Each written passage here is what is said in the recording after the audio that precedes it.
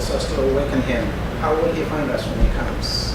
Awake and ready. And when he asks us to dedicate our lives ever more perfectly, how will he find us? Awake and ready. Please pray with me.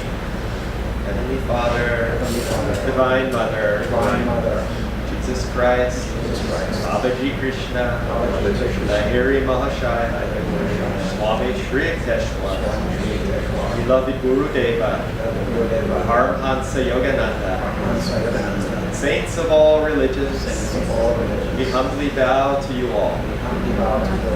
Guide us today in this service and in our lives. I will reason. I will act. But guide thou my reason, will, and activity in all that I do, all that I meet today. All peace. Amen. Please proceed. Good morning, everyone. My name is Michael. This is my very good friend Paul. And apparently the first person at Ananda I met a few years back, about 5 years ago. I took his yoga class, yes. Welcome to Sunday service and welcome to those joining us online. I'll be reading from Race of the One, led by J. Donald Walters. This is the weekly commentaries on the Bible and the Bhagavad Gita. This week's topic is, does God hide the truth? Truth is one and eternal. Realize oneness with it in your deathless soul within. The following commentary is based on the teachings of Paramahansa Yogananda. In last week's reading, we saw that the great masters themselves counsel discretion in the dissemination of truth. The counter-argument is sometimes made, but the Lord doesn't hide. He reveals his beauty in the sunsets, his tender sympathy in the rain, his wrath in the thunder, his restless energy in the brooks, his power in the sunlight. There are exoteric truths and there are also esoteric truths. There is that which is revealed impersonally and left up to us to interpret, such as the thunder and our perception of it as divine wrath, the rain and our perception of it as God's sympathy. But behind even God's most open expressions, there lies impenetrable mystery. The wind blows where it wills, said Jesus in chapter 3 of the Gospel of St. John. You hear the sound of it, but you do not know where it comes from or where it is going. So is everyone who is born of the Spirit. And Sri Krishna says in the 9th chapter of the Bhagavad Gita, by me the whole vast universe of things is spread abroad. By me, the unmanifest. In me are all existences contained, not I in them. God's hidden reality cannot be understood by the reasoning faculty. India's Shankya philosophy states frankly, Ishwar Ashita, God is not provable. A willingness to seek the underlying reality behind appearances is essential for those who would know God. Thus, through Holy Scripture, God has spoken to mankind.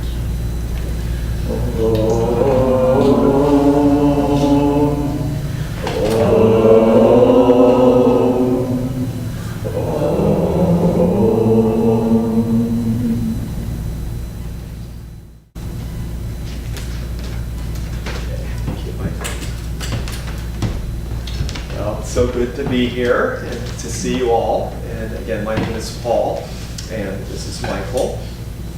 And I'm going to start with a reading from Whispers from Eternity from Paramahansa Yogananda. And a good dear teacher, Yandev, would say, I never forgot, he had said in one of his talks, one of his retreats, that the superconscious guidance is all pervading. It's constantly sending signals to us. But the thing is, it's a whisper.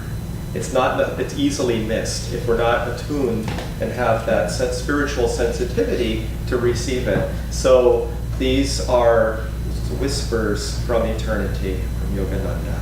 This one is a brief one. It's Make Me a Smile Millionaire. O silent laughter, smile thou through my soul. Let my soul smile through my heart. Let my heart smile through my eyes. O Prince of Smiles, be thou enthroned beneath the canopy of my countenance, safe in the castle of my sincerity, where no rebel hypocrisy can lurk to destroy thy presence in me. Make me a smile millionaire, that I may scatter thy rich smiles freely upon sad hearts everywhere. It's such a beautiful little poem, a piece of writing, something to meditate and contemplate on. I've always struck and have been increasingly struck over time by so much of this path and the vibration, the message that Master Yogananda's devotees we call Master, but others just as Paramahansa Yogananda brought, is about kindness. It's like learning to be truly loving, kind souls. And that doesn't mean necessarily being a nicey nice or being like nice or in a fake way or even just in a human way. When it was asked of Swami Kriyananda, the gentleman who's on the left picture of the photo in the center of Yogananda, he was the founder of Ananda, the village and the colonies and all that, communities. They said, well, what's the most important thing? He felt if you had to boil it down, Ananda says this contribution of this, he said kindness. And this kindness that is Yogananda talks about in that piece of writing is not just, he says, it's not just kindness out of human kindness, which is important. It's the kindness and the love that comes from the divine. It's anchored in the divine. And that's the kindness Swamiji is talking about as well, I believe, in Ananda. That, of course, we have the human, because we're in this bodies, we're bumping against each other, and we have these interactions. So that seems to be the curriculum, to be here in this realm, to work things through. But at the same time, it's really anchored that in that divine awareness. Yoga teaches, in fact, we are anchored in spirit. That's our true nature, to be in that light. And that every tradition pretty much, or many, have a creation myth of some sort. And in the Hindu, which comes out in yoga and vice versa, there's the creation myth of Brahma, right? Vishnu, so that Brahma is out of the navel of Vishnu, and Vishnu is the preserver of the Dharma, of the good, and it's like this expansive, all-encompassing presence of God's spirit, which he is, of which Krishna, and we had a beautiful Krishna chant, and is an embodiment of, an avatar that comes to help out when things get messed up in the worldly level. And so, but out of Vishnu, Brahma comes and he expands and is given intelligent sound, mantra, from Saraswati, the goddess of wisdom and sound and creativity.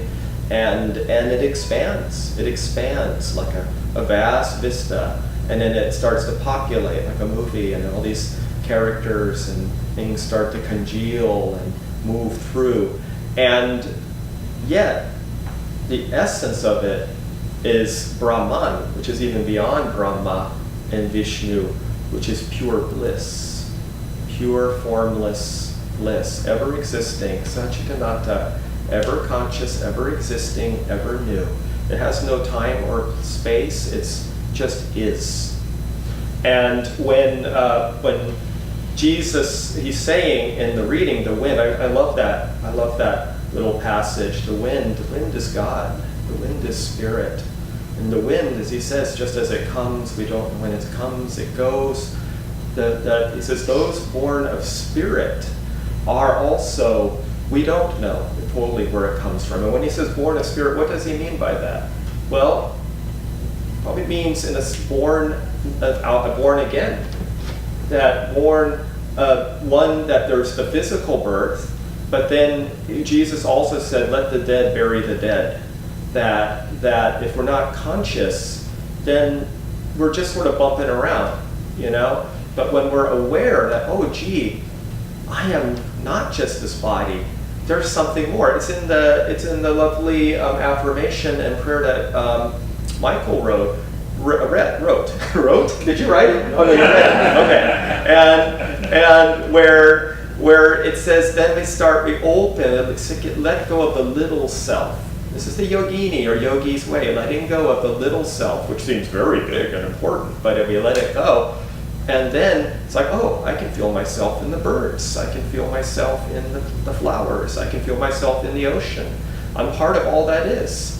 And there's even it comes into our lexicon of popular culture, right? Like I am he as you are me, and we are all together. That there's that awareness that even, and they don't need necessarily drugs to know that, but you can go in there as yoginis, as yogis. The yogis brought the technology. That's what the great masters came.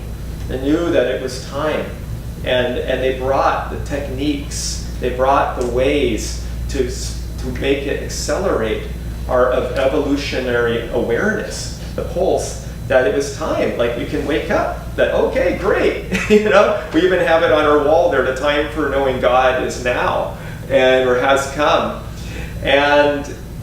And so when he's saying that, then when we are aware that, oh, it is like a second life, like geez. That's why it's kind of, may sound cheesy, but on my Facebook thing, if you put like a little description, whatever, I just put born again yogi.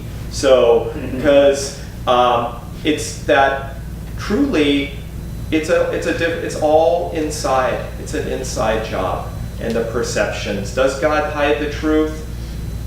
Well, perhaps it gets obscured, and because things have kind of go into the forms, and we have that, and it's very intoxicating and very distracting, and sometimes very annoying, like being on the freeway. It's like, oh geez, how do I, navigate this?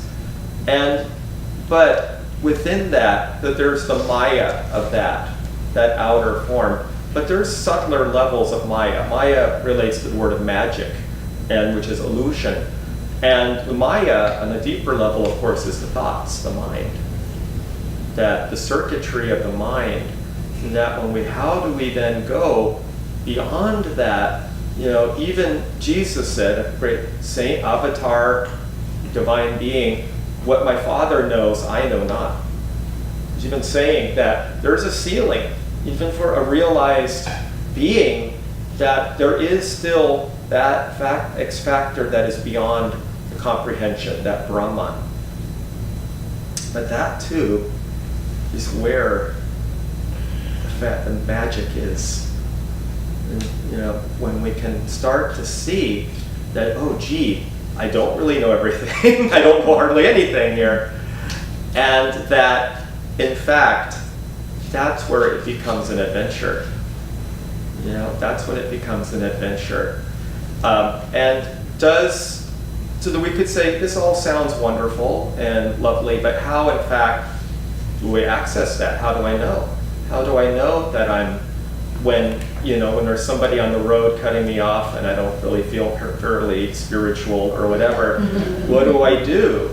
And it's like, well, there's different strategies we have. We pause. First one is just to pause and breathe and be still. And we have it in that saying, like, be still and know that I'm God, just being still. Just like in meditation, learning to just pause. It's like an inner laboratory yoga practice, the meditation. And the meditation, especially when we have the techniques like Kriya, which Yogananda brought, take us into those inner grooves, back from the body, from the thoughts, from the subconscious, back into the higher conscious realm, the superconscious at the point between the brows. That's where we get that guidance. But just look at the outside, frankly, a lot of times it can seem like kind of a mess. out in the world. Not everything, but a lot of things kind of chaotic. Certainly the government, and so. But if we take that awareness, not put at the foundation of sand, but of rock. The foundation is inside ourselves. To go deeper inside is to say, then we will know. Then we do know. We feel it. We don't even need anyone to say it. You can feel the bliss. And it can come in different ways. One of the things I do is I teach, in addition to meditation and yoga and Ananda centers, I teach at gyms, hatha yoga. And and it can come in, it can sneak in if we allow it, if we're open. It's part of the hide and seek of God, lila.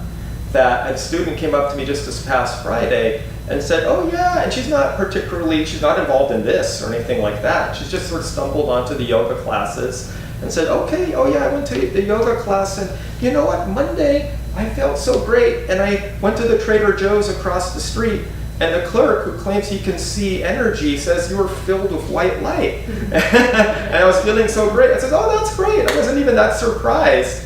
And then there was like the trainer next door type doing something. I'm like, what? It probably sound like they're kooks or whatever. Or she's saying, I bet people would think I'm kooks. And I say, well, it's okay. We don't, you can't show a turtle you can show, but you can't make a turtle fly. It just came out of me that we are where we are. But in truth, it can sneak in. It can still sneak in. There's a beautiful story of Krishna when he's a little boy, and he is a mischievous little boy, just like most little boys and little kids. And he's playing with his brother Balarama, and they're outside in Vrindavana in the meadows, and they're getting into mischief, and he's digging dirt and stuff, and they're playing, eating fruits. And in Krishna, he takes a bunch of dirt and he stuffs it in his mouth. And he's got all the dirt in there, and it's like coming out of his jaw. And Balarama's getting nervous, like, oh my God, Ma, I gotta let Ma know Krishna's gonna choke on the dirt. So he goes to their mother, Yashoda, who's actually in truth Krishna's foster mother. She doesn't know, in fact, Krishna's true nature, which is he's a divine deity, he's God in human form. And so Yashoda comes like, Krishna, what's wrong? And she says, did you eat the dirt? And Krishna goes, no, Ma, I didn't have any dirt. And there's all this dirt smeared all over his face. Krishna, come here. So she opens his mouth and looks in. And does she see dirt? Well, kind of. She sees the earth, and then she sees the whole universe expanding. And then she sees everything and all the whole planets and solar systems. And then she's full of bliss. And then she sees herself with Krishna and all in, and she becomes one with the divine. And it's all expanding. And then she closes his mouth and she forgets about it. And she goes, oh, Krishna, you naughty boy, and gives him a hug. See, this is allegorical, but it's that if we could, Yogananda said, if we could really see full blast God at once, it would be overpowering. So we get it like a power station, converters coming in bit by bit. Gurus, the saints, are fused in. They're fused in. That's what makes it easier when you tap into it. It's like, here, take my hand, I can help you. The guru can come and help. A true master, not a charlatan, but a true master can come, whether someone's a devotee or not. And I experimented with this. A teacher of mine told me this, and I had done one of my yoga trainings. And so I said, okay, let's see if this works or not. So I prayed and I taught. And then when I would not ask for guidance, I could feel the gears grinding. And when I did ask for guidance, words came, inspiration came I didn't know existed, and I felt bliss. And I could be in a not such a good mood, getting over on the 405 to teach. Frankly, I'd been just got out of a job or whatever. I go there, I pray, I'd be filled like with bliss, and feel and great. And then it was done a little later, it would dissipate again. And it would maybe really dissipate. But for the moment, in that temple, in that sphere, I could feel it. And it was miraculous. There's no other word to describe it. God does play hide and seek, or can. I've experienced it. I had sometime when I was I was contemplating being a disciple, and I was like, was this really for me? I mean, I was raised, to be hard-edged about that, and somewhat understandably, because there was a lot of false prophets, whatever you want to call it, gurus, but I didn't understand a true guru, one who's truly taking us to be awake, like that movie about Yogananda, Awake. Well, I was praying, and I was over in my apartment in West Hollywood area one day after I think I'd probably taught or something, and I was walking down Hawthorne Boulevard near Santa Monica, and on the street, I haven't shared this too many times, but on the street by the sidewalk on the gutter, there was a painting someone had done about yay big of Yogananda there. And I saw it, I go, oh my goodness, that's amazing. And I went and I was like, this is incredible. I couldn't, and I said, well, but I was a little thick maybe. I said, okay, well that's cool, but what if what if this is my subconscious magnetizing it or whatever? So I let it go. And then I did some chores and went out for the day. And later, early evening, I came home. I went into our parking structure, and sure enough, the picture is right in front of me by the car, looking right at me. And so my husband had seen it later in the day, and somehow had decided to take it and put it right in front where I would come home. So it was sort of like knock knock. Okay. But truth be told, even more than that, I mean, that was like a big tap on the shoulder, maybe a knock on the head. But it was really on the inner communion. It's that inner feeling that where we feel it and where we get the guidance. And that's where we know. We can't reason this stuff out. It doesn't work like to try to analyze. But it's there once we are open to be guided. So I'm gonna just close there, but it's so good to be here, and thank you so much.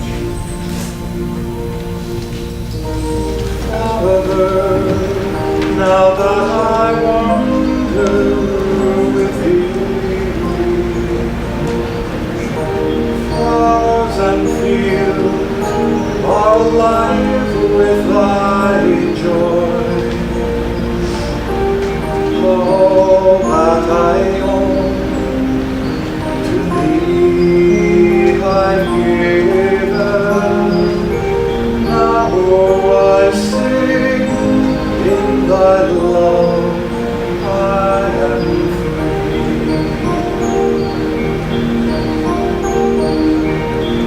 Father, now that I dance in thy name, birds and animals share in my song. All of my sorrow, all my merriment, join in music to set